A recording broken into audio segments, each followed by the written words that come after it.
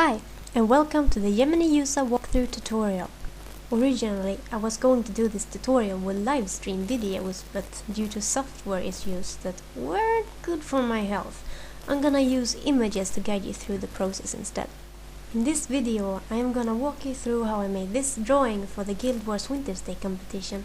So, basically, what I did was I got an idea and then mindlessly started to doodle away, and I did so on a normal printer's paper, the poor peasant's choice. Since I drew the sketch traditionally on a normal paper, I'm going to show you digitally how I structured up the drawing of the character. This is kind of a tutorial after all. So now I'm going to show you how I sketched up the character. I started with making a circle for her head, and then I made a square to mark the area of her face. It helps me get the chin part right. I then marked out the middle of the face and where the eyes will be. After that, I drew the outline of the face. Usually I start with the nose, then the eyes, and last the lips and eyebrows. I always draw the hair after I draw the face. Some people like to make line-out skeletons to get the proportions and the pose right.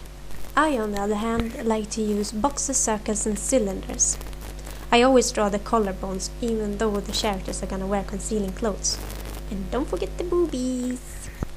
So, after drawing this much, I realized I had no idea how to draw the bone fiends.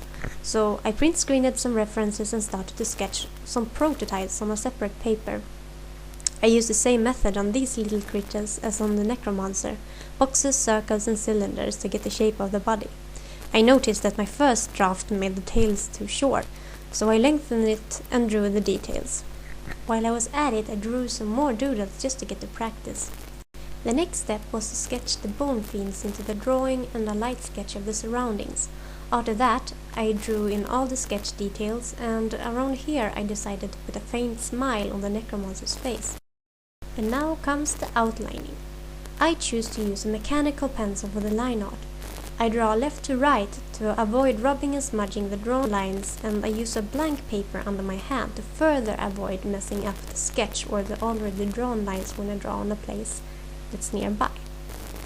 If you're left-handed, I recommend you do it right to left with the same principle. While using the mechanical pencil, I add even more details to the drawing, and I changed parts that I didn't like how I drew on the sketch. Extracting the line art was not very fun, since I haven't really tamed my scanner yet, and I think the lead I used was probably too bright. I'm putting the links to the two tutorials I normally use to extract line arts and make them look like ink. But to brief you on what I did was I converted the background to a layer like so, and then I adjusted the levels and adjusted the levels again. I adjusted the brightness, contrast, and I created a solid color layer, or a color fill, if you'd like to call it that. I then created a new layer and I hid the color fill layer, and I went to channels, I held down Ctrl and I clicked on the blue channel. Then I pressed Ctrl, Shift and I to invert the selection, and then I filled it with a paint bucket in the empty layer. The next step was to clean off the line art, since I didn't manage to get all the sketch rest away. After that, I cropped the image to make it a little bit less spacey.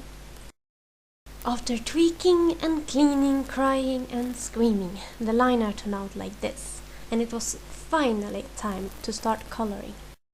Once again, I'm going to run you through how I drew. It took me about 17 hours to make the entire paintings, and we don't quite have time for that. When it comes to painting digitally, color fills are my best friends. I love that I can pick a working hue and then edit it as much as I want along the way without having to redraw anything.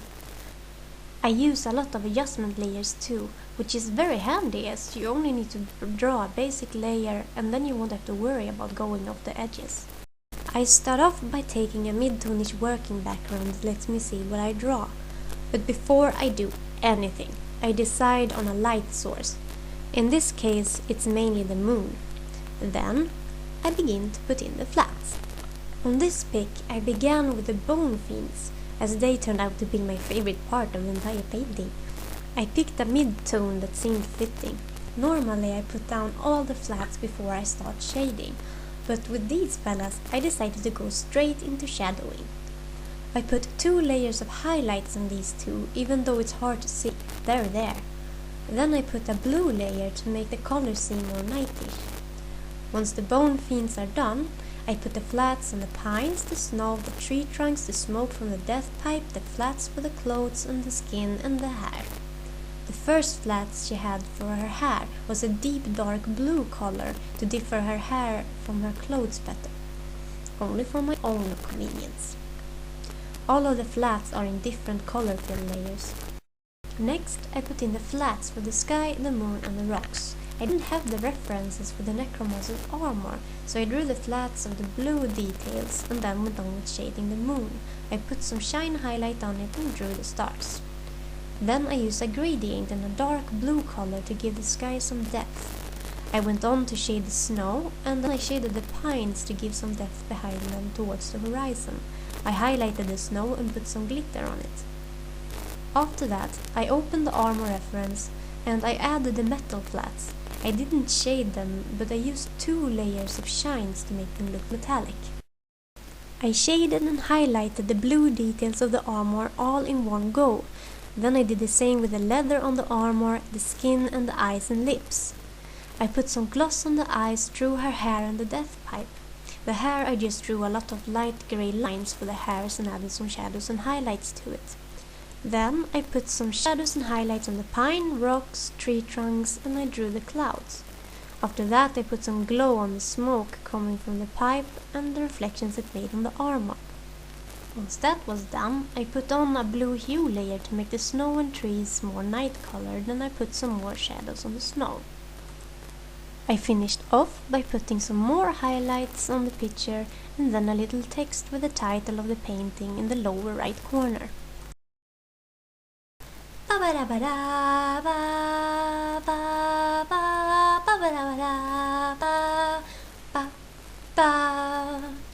We're no strangers to love. You know the rules and so do I. A full commitment's what I'm thinking of. You wouldn't get this from any other guy. I just gotta tell you what I'm feeling. Gotta make you understand. Never gonna give you up, never gonna let you down, never gonna run around and desert you, never gonna make you cry, never gonna say goodbye, never gonna tell a lie and hurt you.